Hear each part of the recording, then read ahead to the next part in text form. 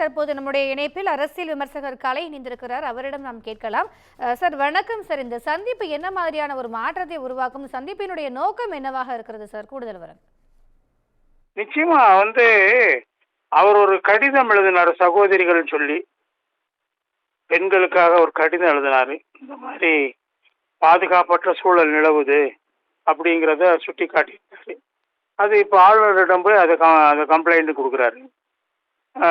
பாஜகவும் கொடுக்க போறாங்க போல் இருக்கு. அதிமுக இன்னைக்கு காலையில எல்லா தமிழகம் முழுவதும் யார் அந்த சார்னு போட்டு ஹேஷ்டாக் போட்டு பிரம்மாண்டமான ஆர்ப்பாட்டங்களை நடத்திட்டாங்க. அந்த ஆர்ப்பாட்டங்களை அனுமதிக்கல இந்த அரசு. காவல்துறையை ஏவி விட்டு அவங்க அந்த ஆர்ப்பாட்டம் நடத்தினவங்க எல்லாம் கைது செய்திருக்கிறாங்க. அங்க பெரிய மோதல் ஏற்பட்டிருக்கு அதிமுகவினருக்கும் காவல்துறைக்கும். அது பிரம்மாண்டமா தமிழகம் முழுவதும் போயிருக்குது. அதனுடைய ஒரு தொடர்ச்சியாக இப்ப விஜய் அவர்கள் அந்த போராட்டத்தை கையில் எடுத்திருக்கிறாரு. அவங்க அவர் எழுதின அந்த கடிதத்தை அவங்க பிரிண்ட் அவுட் போட்டு அந்த கட்சிக்காரங்க அந்த இன்னைக்கு காலையில விஆர் மகாலில் போய் கொடுக்கும்போது அங்கே அவங்களையும் காவல்துறை அரெஸ்ட் பண்ணியிருக்குது. ஸோ இந்த அரசாங்கம் இந்த விஷயத்துல யாரையும் காப்பாற்றுவதற்கான தீவிர முயற்சியில் ஈடுபட்டிருக்குது. அதாவது அந்த கொடூரமான அந்த செயலை செய்த அந்த காம கொடூரன் அந்த அந்த செயலில் ஈடுபட்டிருந்த போதே யாரோடைய போன்ல பேசுறான், சார் சொல்றான். அதை அந்த பெண்ணு கம்ப்ளைண்ட்ல குறிப்பிட்டிருக்காங்க. ஸோ யார் அந்த சார் ஆடி கார் இங்க வந்திருக்கு அந்த நேரத்துல, யார் அந்த சாருங்கிறதா இன்னைக்கு கேள்வி. அதாவது இவனை பிடிக்கிறாங்க, அது ஒரு பிரச்சனை இல்லை அவங்களுக்கு. ஆனா அதுக்கு பின்னாடி இருக்கிற ஒரு விஐபிய மறைக்கிறதுக்கான முயற்சிகள் ஆரம்பத்திலிருந்தே இந்த அரசால் கையாளப்படுகிறது. முதல்ல பிரஸ் கான்ஃபரன்ஸை கூப்பிட்டு இன்வெஸ்டிகேஷன் எஃப்ஐஆர் போடுறதுக்கு முன்னாடியே கமிஷனர், மாநகர கமிஷனர் அந்த ஒரு ஆள் தான் இன்வால்வ் ஆயிருக்காரு, இன்னொருத்தர் கிடையாது, அதுல ஒருத்தர் தான் சொல்லி ஒரு ஸ்டேட்மெண்ட் கொடுக்க வேண்டிய அவசியம் ஏன் ஏற்பட்டதுன்னு தெரியல. ஏன்னா அவர் என்ன சொல்றாரு, அந்த அவனுடைய செல்லுல அப்ப ஏரோப்ளேன் மோட் இருந்தது, அதனால யாரும் பேசியிருக்க முடியாதுன்னு சொல்றாரு. ஆனா அவன் பேசினதா அந்த பெண்ணு தன்னுடைய புகார்ல சொல்லியிருக்காங்க. அந்த நேரத்துல அவனுடைய செல்லு ஏரோப்ளேன் மோட்ல இருந்ததுங்கிறது கமிஷனருக்கு எப்படி தெரியும்? அவர் எப்படி அதை கண்டுபிடிச்சாரு? அது ஒரு கேள்வி. அது மட்டும் இல்ல, அந்த எஃப்ஐஆர் பர்டிகுலர்ஸை வெளியிட்டிருக்காங்க. அந்த பெண்ணுடைய பேரு, அந்த பெண்ணுடைய அட்ரஸ், அப்பா அம்மா பேரு, அந்த பெண்ணுடைய செல்போன் நம்பர் எல்லாத்தையும் வெளியிட்டிருக்காங்க. இது என்ன நோக்கம்? யாரும் இந்த மாதிரி கம்ப்ளைண்ட் கொடுக்க வரக்கூடாது பெண்கள் அப்படிங்கிறது நோக்கமா? அதை தடுப்பதற்காகத்தான் இந்த மாதிரி ஒரு எஃப்ஐஆர் வெளியிட்டிருக்காங்களா? உயர் நீதிமன்றம் இதை கடுமையா கண்டிச்சிருக்குது. அந்த எஃப்ஐஆர் வெளியிட்டவரை தண்டிக்கணும்னு சொல்றாரு உயர் நீதிமன்றம் சொல்லியிருக்குது. ஆனா இதுவரை யார் மேலும் நடவடிக்கை எடுக்கல. அது சர்ச்சையில அன்லாக் ஆகி வெளியே போயிடுச்சு அப்படின்னு கமிஷனர் பேசுறாரு. ஸோ ஒட்டுமொத்தமா இதுல பெரிய சந்தேகங்கள், ஏகப்பட்ட சந்தேகங்கள் இதுல கிளப்புது. அவர் அந்த செயலில் ஈடுபட்டவன், கொடூர செயலில் ஈடுபட்டவன் அந்த வளாகத்துல அடிக்கடி வளம் வந்திருக்கான். அவன் ஒரு ஜீப் இருந்திருக்கு, அதுல வளாகம் வந்திருக்கான், ஜீப்லயே வந்திருக்கான் அந்த அண்ணா யூனிவர்சிட்டியினுடைய காம்பஸ்குள்ள. அது எப்படி ஜீப்ல வந்தான்? அவனை எப்படி அனுமதிச்சாங்க? ஒவ்வொரு ஷிஃப்ட்லையும் 45-50 காவலர்கள் அங்க இருக்காங்க. மொத்தம் 140 பேர் ஒரு நாளைக்கு, போலீஸ் கமிஷனரே சொல்றாரு. அவங்கெல்லாம் எப்படி அனுமதிச்சாங்க ஜீப்ல அவன் வர்றதுக்கு? அவன் ஆளுங்கட்சி ஆள் தான்ங்கிறத எல்லாரும் சொல்றாங்க. அதுக்கான ஆதாரங்களை கொடுக்குறாங்க. முரசொலி பத்திரிகை அவனுடைய பேர் வந்திருக்கு சொல்றாங்க. அவங்களுடைய பல்வேறு போஸ்டர்கள் பேர் வந்திருக்குது. அவன் முக்கிய நபர்களோட, திமுக முக்கிய நபர்களோட, உதயநிதி ஸ்டாலினோட, மா சுப்பிரமணியத்தோட நெருக்கமா இருந்து போட்டோஸ் வந்திருக்குது. அவன் வீட்டுல மா சுப்பிரமணியம் போய் சாப்பிட்றாரு, அதுவும் போட்டோஸ் வந்திருக்குது. இவ்வளவுக்கும் பின்னாடி அவன் அவன் சார்ந்திருக்கக்கூடிய வட்டத்துல கட்சியினுடைய ஒரு கூட்டம் நடந்ததுல கலந்துகிட்டு இருக்கான். இவ்வளவுக்கும் பின்னாடி அவன் எங்க கட்சிக்காரன் கிடையாதுன்னு சாதிக்கிறாங்க திமுகவினர். அவனை தப்பிக்க வைக்கிறதுக்கான முயற்சிகள், அதை விட முக்கியமா அவனுக்கு பின்னணியா இருந்த அந்த சார் யாரோ அவரை தப்பிக்க வைக்கிறதுக்கான முயற்சிகள் தீவிரமா நடந்துகிட்டு இருக்குது. இது ஒரு திமுக அரசு இந்த வருஷத்துல ஒவ்வொரு மாசமும் கூட்டு பாலியல் வன்கொடுமைக்கு பெண்கள் உட்படுத்தப்பட்டிருக்கிறார்கள். ஒவ்வொரு மாசமும் 2 நிகழ்ச்சி நடந்தது, குறைந்தது 2 நிகழ்ச்சி நடந்தது இந்த வருஷம் ஃபுல்லா. ஜனவரி தொடங்கி ஏப்ரல் டிசம்பர் வரைக்கும் ஒவ்வொரு மாசமும் கூட்டு பாலியல் வன்கொடுமைக்கு ஏதாவது ஒரு ஊர்ல தமிழகத்துல பெண்கள் ஆட்பட்டிருக்கிறாங்க, உட்படுத்தப்பட்டிருக்காங்க. அந்த கொடுமை தொடர்ந்து நடந்து கொண்டிருந்திருக்கிறது. அதுக்கான ஆதாரங்கள் வெளியே வந்திருக்குது. இந்த அரசாங்கம் என்ன பண்ணிச்சு? ஸோ இந்த கட்சிக்காரங்க தான் பெரும்பாலும் இந்த மாதிரி காரியங்களை செய்யறாங்க. காவல்துறை உதவியோட அவங்க மேல நடவடிக்கை எடுக்கிறதுக்கு இந்த அரசு தயங்குது. அதுதான் இன்னைக்கு இருக்கக்கூடிய மிகப்பெரிய பிரச்சனை.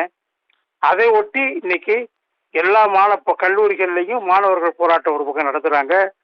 அதிமுக அந்த வளாகத்துக்கு முன்னாடியே போய் போராட்டம் நடத்தினாங்க மறுநாள். அதுக்கு இன்னைக்கு தமிழகம் முழுக்க எல்லா நகரங்கள்லையும் பெரிய பெரிய போராட்டங்கள் 500, 1000, 2000, 3000 பேர் சேர்ந்து போராட்டத்தை நடத்தியிருக்காங்க. அந்த போராட்டங்கள் அனுமதிக்கல. இதே திமுக எதிர்கட்சியா இருந்த போது 3000, 30,000 போராட்டங்கள் நடத்தினாங்க. அது அதிமுக தடுக்கல, அனுமதிச்சிச்சு. இதே கனிமொழி அன்னைக்கு சத்ராசில் நடந்த அந்த கற்பழிப்புக்கு காரணம் காட்டி அதுக்கு நியாயம் கேட்டு இங்க வந்து மெழுகுவத்தி ஊர்வலம் நடத்துனாங்க பெண்களை வச்சுக்கிட்டு. இன்னைக்கு எங்க போனாங்க அந்த அம்மா? இன்னைக்கு இங்கேயே நடந்திருக்குது, சென்னையிலே நடந்திருக்குது, ஒரு முக்கியமான கல்லூரியில் நடந்திருக்குது, ஒரு பல்கலைக்கழகத்தில் நடந்திருக்குது, உலக பிரசித்தி பெற்ற அண்ணா பல்கலைக்கழகத்தில் நடந்திருக்குது, பல்வேறு பல்கலைக்கழகங்களை தன்னோடு இணைத்திருக்கக்கூடிய அண்ணா பல்கலைக்கழகத்தில் நடந்திருக்குது. இந்த அம்மா சப்ப கட்டிடுறாங்க. இந்த ஆர்ப்பாட்டத்துக்கு இதுக்கு அவங்க மெழுகுவத்தி ஊர்வலம் நடத்தல. இப்ப எங்க போனாங்க? சத்ராசு நடந்ததுக்கு போராட்டம் நடத்த தெரியுது. உத்தரப்பிரதேசத்துல நடந்த நிகழ்ச்சிக்கு இங்க போராட்டம் நடத்துறாங்க. ஆனா இங்க தொடர்ந்து பாலியல் வன்கொடுமைகளுக்கு பெண்கள் உட்படுத்தப்படுகிறார்கள். இந்த உச்சகட்டமாக இப்ப இன்னைக்கு அண்ணா யூனிவர்சிட்டியில வெடிச்சிருக்கு. அதுல நீங்க அவனுக்கு வந்து மாவு கட்டு போட்டு அவனை வந்து ஹாஸ்பிட்டல்ல கைதியா வைக்கிறீங்க, ஜெயிலில் வைக்கக்கூடாதான். அதுக்காக மாவு கட்டு ஒன்று போட்டு அவனை வந்து ஹாஸ்பிட்டல்ல வைக்கிறாங்க. இவ்வளவு உயர்நீதிமன்றம், சென்னை உயர்நீதிமன்றம் கடுமையா இந்த அரசு சொல்லியிருக்கிறாங்க. இப்போ விஜய் வந்து கொஞ்சம் 1 நாள் 2 நாள் 3 நாள் காலதாமதமாக தான் இதில் இறங்கியிருக்காரு. இருந்தாலும் அதை வரவேற்க வேண்டியது. ஆளுநர் இதன் மேல் நடவடிக்கை எடுக்க வேண்டிய நிர்பந்தம் அவருக்கு ஏற்படும். ஏன்னா அவர் அந்த யூனிவர்சிட்டியுடைய வைஸ் சான்சலரு, அதனால அவருக்கும் பொறுப்பு இருக்குது. அது விஜய் வந்து இதுல இறங்குனது அதிமுக முதல்ல இருந்து துவக்கத்திலிருந்தே செஞ்சிட்டு இருக்கக்கூடிய ஒரு போராட்டத்துல, பல்வேறு கல்லூரி மாணவர்கள் தொடக்கத்திலிருந்தே செஞ்சிட்டு இருக்கக்கூடிய இந்த போராட்டத்துல விஜய் அவர்களும் இணைவது பாராட்டுக்குரியது. அவர் லெட்டரை கொடுத்தா என்னங்க வந்துச்சு? அந்த லெட்டரை காப்பி எல்லாத்தையும் கொடுத்தா என்ன ஆச்சு?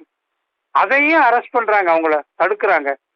அப்போ இந்த அரசாங்கம் பயத்தின் உச்சகட்டத்தில் இருக்கிறது. பயத்தின் உச்சகட்டத்துல யாரை காப்பாற்றணும்னு நினைக்கிறாங்களோ அதை காப்பாற்ற முடியாமலோ போயிடுமோன்னு சொல்லி பயப்படுது இந்த அரசாங்கம். அதுக்காக ரொம்ப கடுமையான நடவடிக்கைகள் இறங்குது. யாருமே அந்த பிரச்சனையை பேசிடக்கூடாதுன்னு சொல்லி அது ரொம்ப தீவிர நடவடிக்கைகள் இறங்குது. இதுவே அந்த அரசை காட்டி கொடுத்து விட்டது. அவர் ஏதோ மறைக்க நினைக்கிறார் என்பது வெளிப்படையாக தெரிந்து விட்டது. விஜய் அவர்கள் கவர்னரை சந்திப்பதும் அந்த கடிதங்களை எல்லாருக்கும் இப்போ விநியோகம் பண்ணுவதும், அது தமிழ்நாடு முழுக்க விநியோகம் பண்ணணும். அந்த கடிதத்தை அவர் அது தடை இருந்தால் அதை மீறி விநியோகம் பண்ணணும். அவரும் இதில் இறங்கி இருக்கிறது நான் வரவேற்கிறேன். சார், இந்த அண்ணா பல்கலைக்கழக விஷயம் மட்டும் இல்லாமல் திமுக அமைச்சர்களுடைய ஊழல் பட்டியலையும் வந்து இந்த சந்திப்பில் கொடுக்க இருக்கிறதாவும் ஒரு தகவல் வெளியாகுது. அது குறித்து உங்களுடைய பார்வை? விஜய் போறது அண்ணா யூனிவர்சிட்டி வன்கொடுமைக்கு எதிராக தான் கொடுக்க போறதா கேள்விப்பட்டேன். ஊழல் பட்டியலும் கொடுக்குறாரா? எனக்கு அது தெரியல. இருக்கலாம், அதுவும் இருக்கலாம். இந்த ஆட்சி மீது ஏகப்பட்ட இந்த ஆட்சி ஊழல் எல்லா இடத்துலையும் ஊழல், எங்கும் ஊழல், எதிலும் ஊழல். இவங்க ஆட்சியில கடைசி கட்டத்துல இந்த மாதிரியான நிலைமைக்கு ஒவ்வொரு தடவையும் திமுக வந்துடும். அடுத்த திருப்பி ஜெயிக்க முடியாது, அவங்களால ஆட்சியை பிடிக்க முடியாது. தொடர்ச்சியா 2 தடவை அவங்க ஆட்சியை பிடிச்ச வரலாறே கிடையாது. அதனால அவங்க இப்போதைக்கு கடைசி நேரத்துல எரியிற வீட்டுல புடுங்கினது தான் ஆதாயம் சொல்லி இறங்கியிருக்காங்கன்னு நினைக்கிறேன். எல்லா வகையான இது போதைப் பொருட்கள் நடமாட்டம் இன்னைக்கு போதைப் பொருட்களுடைய கூடாரமாக தமிழகம் மாறிவிட்டது. ஆக்சுவலா பஞ்சாப் தான் இருந்துச்சு. ஆம் ஆத்மி வந்த பிறகு அதை கடுமையா நடவடிக்கை எடுத்து அதை ஓரளவுக்கு கட்டுப்படுத்தி இருக்கிறாங்க. அந்த அந்த போதைப் பொருள் ஆசாமிகள் பூரா இன்னைக்கு தமிழ்நாட்டை மீது படையெடுத்திருக்கிறாங்க. தமிழகம் தான் இன்னைக்கு போதை கலாச்சாரத்தினுடைய கூடாரமாக மாறிவிட்டது. அதனுடைய ஒரு பகுதியாக பெண்கள் மீது அடக்குமுறை, பெண்கள் மீது பாலியல் வன்கொடுமைகள் எக்கச்சக்கமா தினம் தினம் நடக்குது. வெளியே வராத விஷயங்கள் எத்தனையோ இருக்கலாம். ஏன்னா எல்லா பெண்களும் அண்ணா யூனிவர்சிட்டி அந்த பெண் மாதிரி துணிச்சலா வந்து புகார் கொடுக்க வரமாட்டாங்க. அப்படி புகார் கொடுக்க வர்றவங்களுடைய அந்த பர்டிகுலர்ஸை நாங்கள் வெளியிடுவோங்கிற மாதிரி பயமுறுத்துறாங்க இந்த அரசு, வெளியிட்டு இருக்காங்க. அதனால அதை உயர்நீதிமன்றம் கடுமையாக கண்டிச்சிருக்குது. இவங்க இந்த பாலியல் வன்கொடுமைகள் ஈடுபடக்கூடிய அவர்களை பாதுகாப்பதே இந்த அரசாங்கத்தினுடைய நோக்கமாக இருப்பது நன்கு தெரிந்து விட்டது. இந்த வழக்குல ஏகப்பட்ட குளறுபடிகள் நல்லா மாட்டிட்டு இருக்கிறாங்க. சிசிடிவி கேமராக்கள் அந்த பகுதியில் மட்டும் இயங்கலைன்னு சொல்றாங்க. அது எப்படி அந்த பகுதியில் மட்டும் இயங்கலைன்னு நமக்கு தெரியல. அவன் வந்து எப்படி ஜீப்ல அந்த அந்த வளாகத்துக்குள்ள சுத்தி வந்திருக்கான். எத்தனையோ நாள் இதுக்கு முன்னாடியும் பல காரியங்கள் அவன் செஞ்சிருக்கிறான். அதை பத்தியும் பாதிக்கப்பட்ட பெண்கள் இப்போ வந்து கம்ப்ளைண்ட் கொடுப்பாங்கங்கிற பயத்துல தான் இந்த பெண்ணுடைய விவரங்களை வெளியிட்டிருக்காங்க, எஃப்ஐஆரை வெளியிட்டிருக்காங்க. ஸோ காவல்துறையும் அரசாங்கம் கைகோர்த்து கொண்டு இந்த பாதிக்கப்பட்ட பெண்களுக்கு எதிராக செயலில் இறங்கி இருக்கிறாங்க. அந்த கொடுஞ்செயலை புரியக்கூடியவங்களை பாதுகாக்கக்கூடிய அளவுக்கு இந்த அரசாங்கமும் காவல்துறையும் சென்றிருக்கிறார்கள் என்பது வெட்கக்கேடு, அவமானம். இது இவர்களை தோலுறுத்தி காட்டிவிடும், அதுல சந்தேகமே இல்லை. இணைப்பில் உங்களுடைய கருத்துக்களை பகிர்ந்து கொண்டமைக்கு நன்றி சார்.